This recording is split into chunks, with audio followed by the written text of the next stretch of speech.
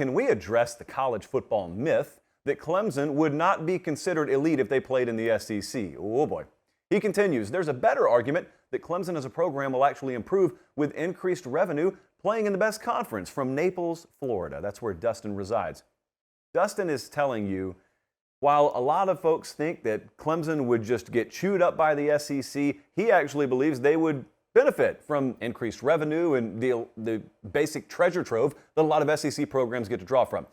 And I think there are arguments to be made both ways. This is not a debate that gets settled to me, but I've always sort of probably 60-40 leaned Dustin's way. Now, if you wanted to counter me, I've watched, just like you have, Clemson benefit from playing a soft schedule. And when I say benefit, I mean getting to the championship game maybe healthier than some other teams, or being able to play close games against inferior competition, bring their B- or C+ game, for example, on a Saturday, and because they're playing a lesser opponent, they're able to skate by with a closer win.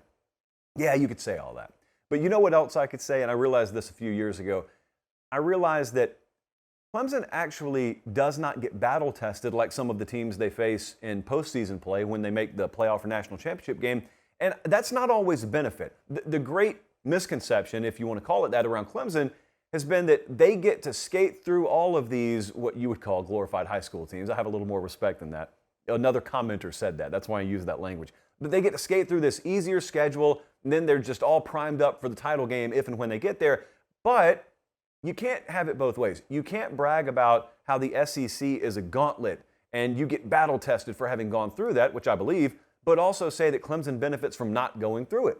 So the only benefit I think they've had is they don't get as banged up.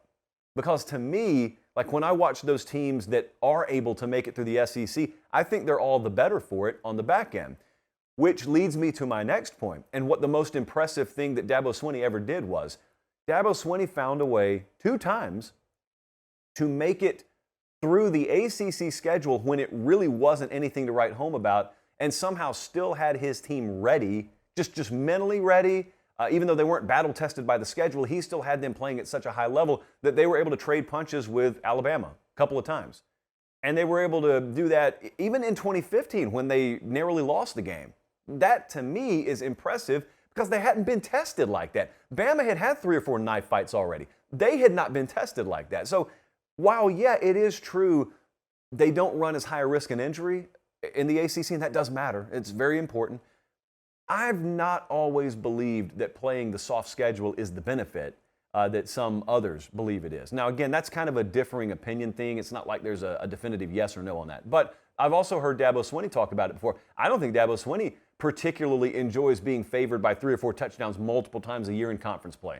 I think that he is a competitor, and really, truth be told, he would love to see the rest of the ACC raise its collective game, but he can't do it for him. They can't do it for him. So, yeah, Clemson, I kind of side with you there. I think Clemson probably would net benefit more from going to the SEC than they would hurt going to the SEC.